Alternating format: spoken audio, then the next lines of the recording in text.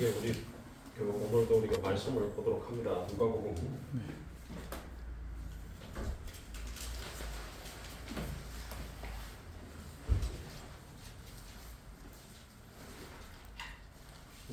19장.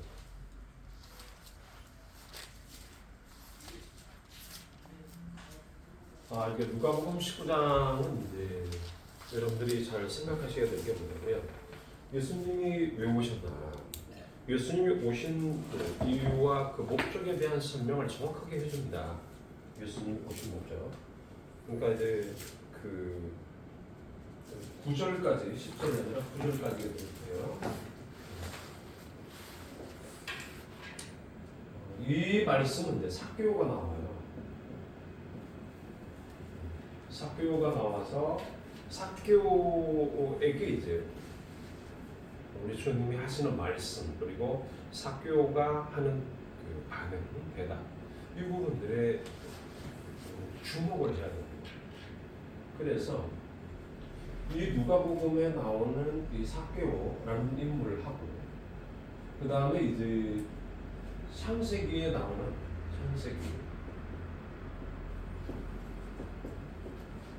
이게 창세기도 이게 아마 19장 같은데,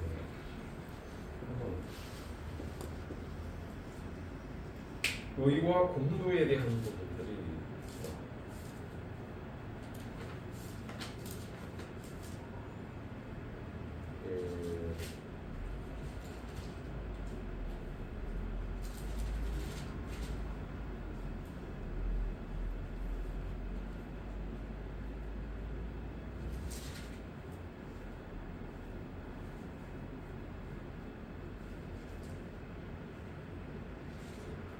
의와 공도를 행하게 한다라는 말씀이 여기 있으니까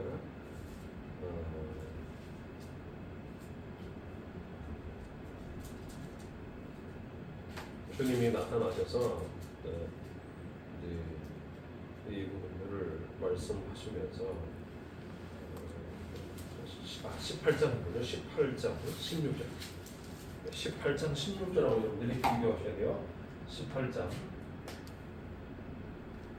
16절 이후 이 두 말씀들의 본문을 우리가 이제 잘 비교를 해야 돼요. 여기는 참 아브라함입니다.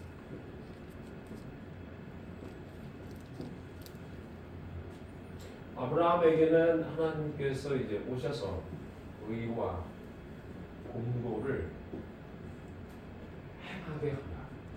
의와 공도를. 그러면 의와 공도를 행하는 자를 뭐라고 말하냐면 아브라함의 자손이다. 자손. 아브라함의 자손이다. 이렇게 그러니까 의와 공도를 행하는 자들만, 즉 하나님의 말씀을 따라서 순종하는 자들을 아브라함의 자손. 이들에게 하나님이 복을 주신다. 그래서 축복을, 하나님의 복을 머물게 하겠다. 이게 이제 창세기 18장 16절에서 나오는 말씀들이에요. 그 사람들이 이후에 거기서 일어나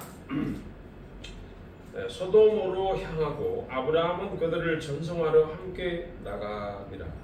17절에 보면 여호와께서 이르시되 내가 하려는 것을 아브라함에게 숨기겠노라. 아브라함은 강대한 나라가 되고 천한 마음에는 그로 말미암아 복을 받게 될 것이 아니냐. 내가 그로 그 자식과 번속에게 명하여 여호와의 도를 지켜 의와 공도를 행하게 하려고 그를 택하였나니 이는 나 여호와가 아브라함에게 대하여 말한 일을 이루려 함이니라. 20절 다 같이 시작. 여호와께서 또 말하시되 소돔과 고모라에 대한 부르짖음을 듣고 또 제하시옵소서. 내가 이제는 때도. 거기만 읽으셔도 되겠습니다. 그러니까 하나님께서는 하나님이 하시는 일을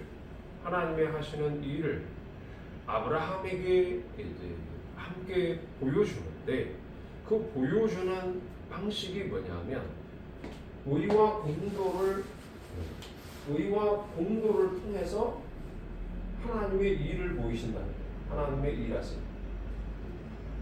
하나님의 일하심을 보여준다. 그럼 하나님의 일은 어떻게 드러나느냐면 하나님의 일과 내 삶이 별개의 문제가 아니라는 거예요. 내가 하나님 앞에 말씀을 따라서 의롭고 거룩한 삶을 추구하면 할수록 하나님이 우리에게 더 많은 일들로 보여주신다. 그러면 그 일이 뭐냐? 일이 뭐냐고 말할 때 이제 삭개오를 통해서 이제 우리 주님이 말씀하신 내용. 그러니까 삭개오에게 예수님이 하신 말씀이 나와요. 한번 가봐요. 누가복음 19장이죠.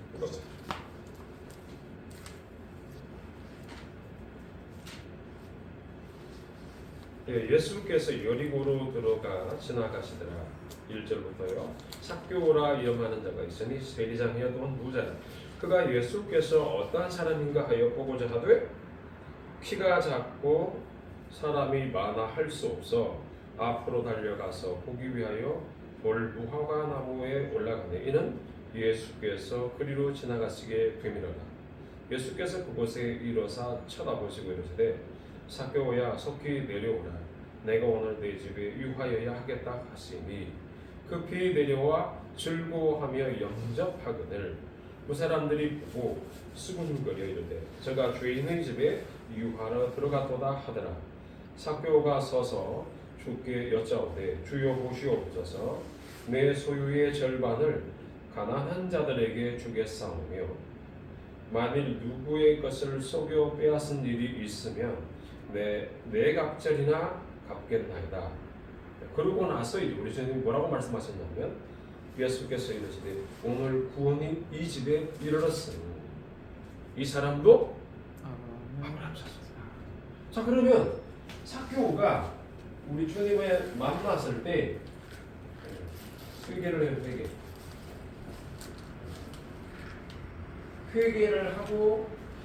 회개를 하게 되니까 어떻게 해요? 아브라함의 자손이다. 이렇게 해요. 삭개오가 회개를 하니까 아브라함의 자손이다.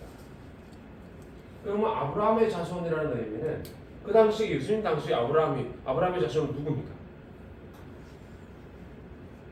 응? 아브라함 자손이 누구예요? 자칭 아브라함의 자손이라고 했던 사람들이 유대인들이잖아요. 네.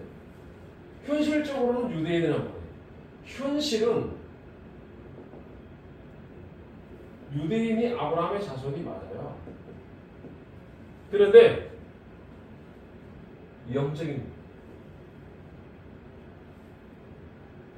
부분에서는 의와 공고를 행하는 사람.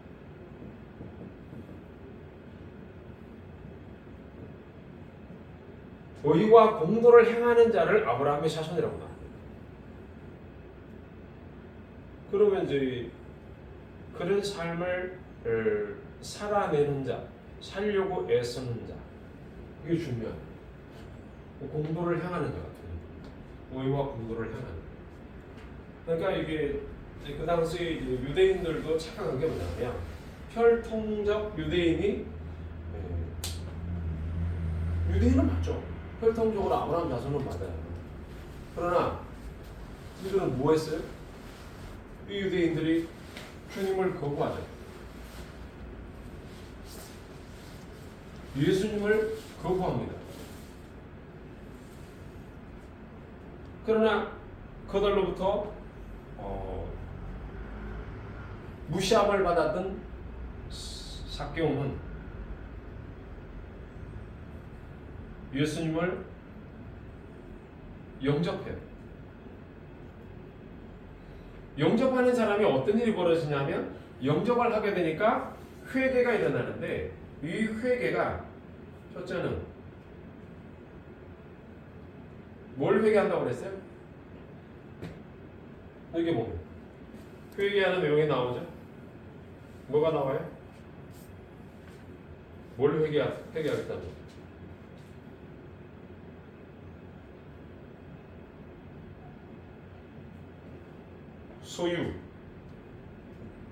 소유의 절반을 소유의 50%, 자기 재산의 50%를 가난한 자들에게 네, 주겠다.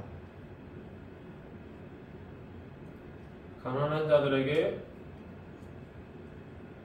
나누겠다.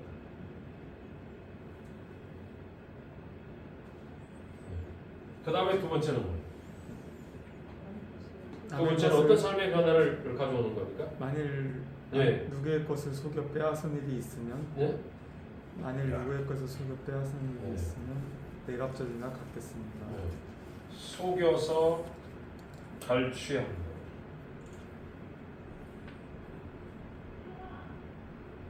속여서 갈취한 것은 4배로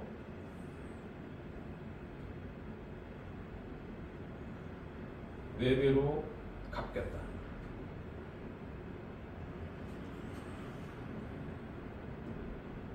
갚겠다, 외워주겠다.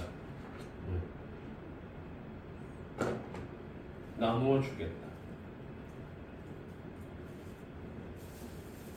소유의 50%, 남을 속여서 갈취한 것의 4배. 이건 뭐예요? 회개란 삶의 완전한 변화다. 그 주를 위해서 모든 것을 희생하고 바꾸는 그런 내용들을 여기에 포함하고 있어요.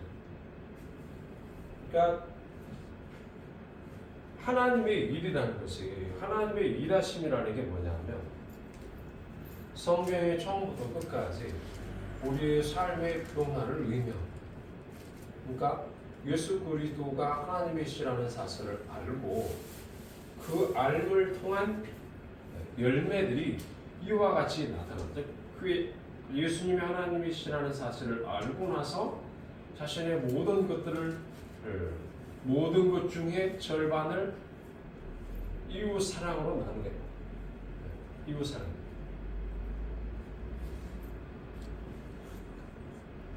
이거를 다른 말로 인애라고 말합니다.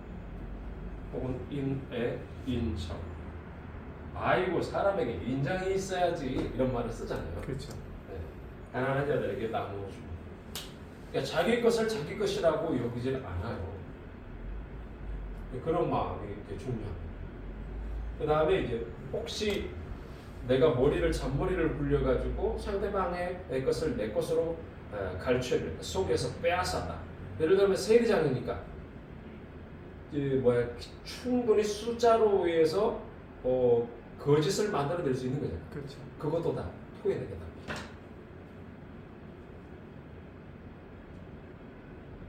사람이 이렇게 바뀔 수 있어요? 사람이 바뀔 수 있냐? 바뀔 수 있는 우리 주님께서 삭개오에게 우리 하나님께서 이제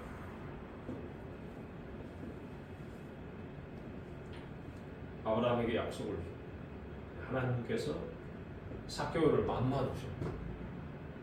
그러니까 자신에게 오시도록 하게, 자신에게 우리 주를 영접할 수 있도록 하기 위하여 그가 애선 모습이 뭐냐면 키가 작아서 그 나무 위에, 묵나무 이런 위에 올라가서 그곳에서 우리 주를 보려고 하는 그 마음, 이게 변화의 시작이거든요. 삶의 변화. 사람이 안 바뀌는 게 아니에요. 사람은 바뀌어요. 내 안에 그 주님이 오시면 주님이 나에게 예전에 세상을 향해서 가졌던 이 관심과 사랑, 애정이 이제는 주의 말씀으로 가게 되고 그 말씀을 깨닫게 되면 내 안에 이 말씀이 정말 이런가 하는 것들을 또 그 베레아 교인들처럼 그거를 이제 a more open-minded라고 이렇게 되어 있어요. 고상적으로 가는 말씀이 진짜 그러하다. 이렇게 가고 말씀이 진짜 그러네? 그걸 확인하게 되면 그런 사고가 발달하기 시작하면 우리의 생각이 내가 이렇게 살면 안 되겠구나 인식하게 됩니다. 그렇지. 돌이켜야지. 하나님 바뀌어. 삭개오도 이제 자신이 남의 물건을 갈취하고 있다는 걸 알잖아요. 속여가지고 세금을 많이 받아낼 수 있고, 그리고 유대인들 입장에서는 굉장히 나쁜 인간 맞아요. 왜냐하면 이 세금을, 자기의 세금을, 자신들이 내는 세금을 중간에서 받아서 로마의 관리들에게 줘야 하니까. 그러니까 중간에서 얼마든지 착복이 가능. 그 부분들이 있으면 나는 베들레헴이다. 이건 자신이 죄 속에 있다는 사실을 확인합니다. 우리 주님의 소문만 들어 만나보지는 않았는데 주님이 우리 예수님이 하나님이시다는 그분의 말씀을 주변 사람들의 소문이 쫙 퍼지니까 내가 만나봐야지. 나는 이런 삶에서 내가 도저히 헤어나올 수가 없어. 내 죄는 계속 반복되고 소유만 늘어나면 뭐해? 다른 사람의 재산을 갈취해서 내가 소유를 불려놓고 뭐해? 나 결국 죽는데. 그에 대한 고민과 갈등이 얼마나 심했겠냐 말이에요. 그런데 주님 앞에 만나고 싶어서 그 의지로 주를 향해 가자. 또 주님 오늘 삭개오의 집에 머무르겠다. 하나님의 모습. 아브라함이 하나님의 언약을 받고 나서 소돔과 고모라에 관한 모든 일들을 하나님이 공개를 하잖아요. 비밀을 같이 공유한다. 무엇이 의고 무엇이 공도냐. 의와 공도가 뭐냐라는 것을 분명하게 확인시켜주는 거예요. 의와 공도의 핵심은 하나님 그분 자신이다. 그러니까 하나님의 신성의 충만함이 우리의 삶에, 그러니까 내가 깨달음 속에, 말씀을 깨닫는 속에 우리의 마음에 하나님의 신성으로, 우리의 영이 하나님의 충만함으로, 신성의 충만함으로 우리에게 임하게 되면 삶의 변화가 어떻게 일어나느냐? 그러나 그 변화가 일어나는 상황을, 그리고 그 변화를 갖고 말씀대로 살아가려고 하는 자를 자손이라고 말하고, 그러지 못한 자는 소돔과 고모라다. 소돔과 고모라 상황은 그 죄가 관영했다라고 말하는 거예요. 처음에 시작해는 조그마해. 근데 점점 죄가 창성합니다. 그래서 사망을 낳을 때까지 죄가 자라나고 있다는 사실을 소돔과 고모라를 통해서 확인시켜 줍니다. 그래서 세상은 이렇게 가고 있다. 그러나 그 가운데에서 하나님의 백성을 불러내어 하나님의 나라를 만들어 가는 자들은, 그리고 거기에 속해 있는 자들은 의와 공도를 해요. 삭개오처럼 갈취해가지고 속여서 소유를 만드는 이쪽을 과감하게 바꾼다. 이거를 개혁이라고 말해요. 비상경험처럼. 그러니까 하나님의 일하심이라는 게 그런 겁니다. 대통령에게 주어진 최고의 권한을 여러 법의 테두리를 통해서 막아서려고 하는 이런 부분들을 어떻게든 해보려고 하는 것이 지금 오늘날 이런 상황을 연출하게 된 거잖아요. 만들어지게 됐잖아요. 어떻게 될지는 하나님께서 알아서 하실 일이지만, 그런 상황들이 좀 오늘 우리나라가 속해 있는 상황하고 지금 이제 삭개오의 상황하고 아브라함의 상황하고 똑같단 말이에요. 다를 게 하나도 없다.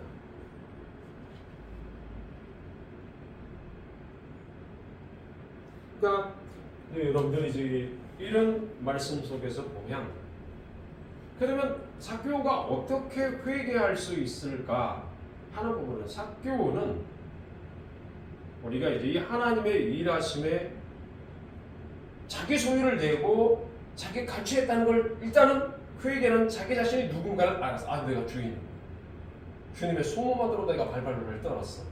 근데 주님을 정말 만나면서 그분의 말씀을 듣고 싶고 내가 있는 모든 것들을 주고 싶은 마음이 간절했던 거죠. 근데 주님이 그를 만나 주시면서 하나님의 일하심이 뭐냐? 의와 공도를 행하는 이 일들을 의와 공도다. 의와 공도. 이게 의와 공도인 거예요. 자신의 삶이 변화가 되는 거예요. 이게 하나님의 일하십니다. 실질적으로 의와 공부를 보여줬다.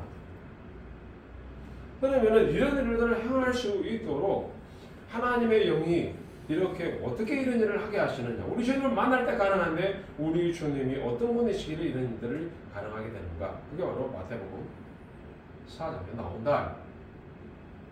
4장 1절에서 나온다. 그것만 찾아보고 말씀.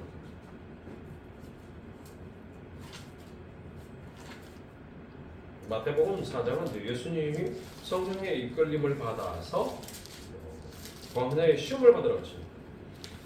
4장 1절에 그때 예수께서 성령에게 이끌려 마귀에게 시험을 받으러 광야로 가사 40일을 밤낮으로 금식한 후에 줄이 신지라 시험하는 자가 예수께 나와서 이르되 내가 만일 하나님의 아들이거든 명하여 이 돌들로 떡덩이가 되게 하라.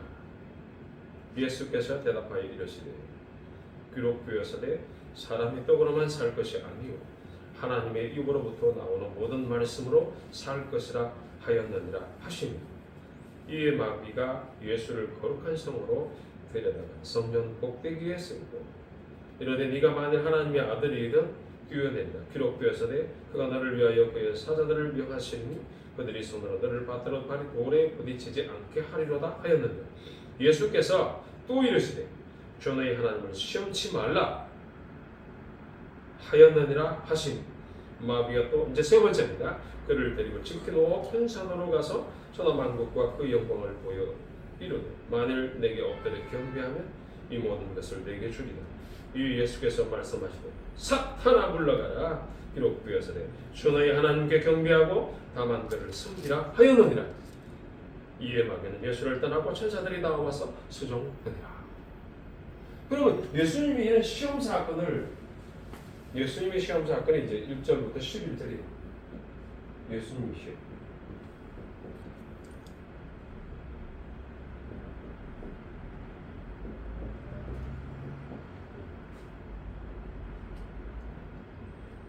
그러면 예수님의 시험 사건의 특성을 보면 성령에게 이끌려서 마귀에게 시험을 받고 그 시험을 이기는 이기심이 이 성경에 기록되어 있다. 근데 어떻게 이끌린다? 성령에게 이끌렸다. 성령에 이끌려 마귀에게 이끌려 시험 받는 게 아니고 하나님 영이 하나님의 영 예수의 영은 하나님이고 그분 자신이죠. 그러니까 예수님이 하나님이시라는 의미잖아요. 그러니까 예수님이 스스로 자신을 마귀의 시험 가운데 자신을 내어 놓았지만 그러나 그 모든 시험으로부터 이기는 전능하신 하나님이시다. 그러니까 예수님이 하나님이시다 이게 말씀하시는 거예요. 예수님은 하나님이시다.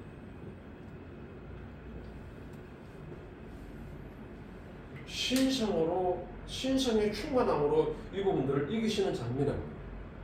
그러니까 삭개오가 만나보고 싶었던 예수님이 바로 이러한 분이시라는 사실을 그가 알게 됐다. 간절함이 일어나요. 만나고 싶으니까.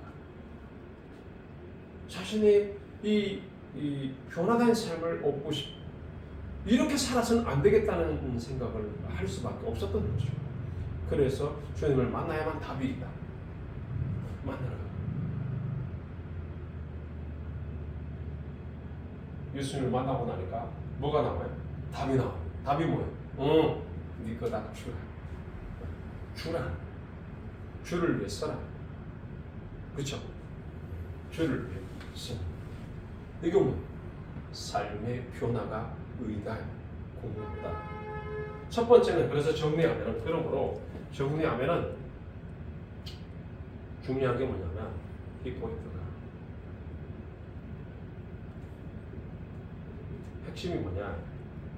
일단은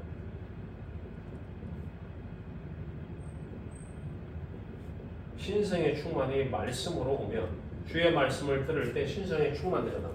그 다음에 두 번째 의지의 변화가 아니야. 의지. 그러니까 요거는 이제 신성의 충만함은 이제 깨닫게 되는 거죠. 깨달음. 말씀을 깨닫게 될 때 오는 거고 그 깨달음을 통해서 의지의 변화가 되는 거예요. 그래서 주님 앞에 저는 이렇게 하겠습니다 라고 자신의 결단이 나옵니다. 여러분들이 이제 말씀을 여러분들이 앞으로 이제 많이 알아가게 되고 또 읽게 되고 그럴 때마다 여러분들이 많이 깨닫게 될 겁니다. 폭넓은 깨달음을 여러분들이 자꾸 갖게 될 거고 앞으로 더 많이 꾸준히 접하다 보면 여러분이 생명 가운데 내가 있다는 사실을 확인하게 될 겁니다. 더욱더 열심히 이 신학 수업에 임하시기를 바라겠습니다.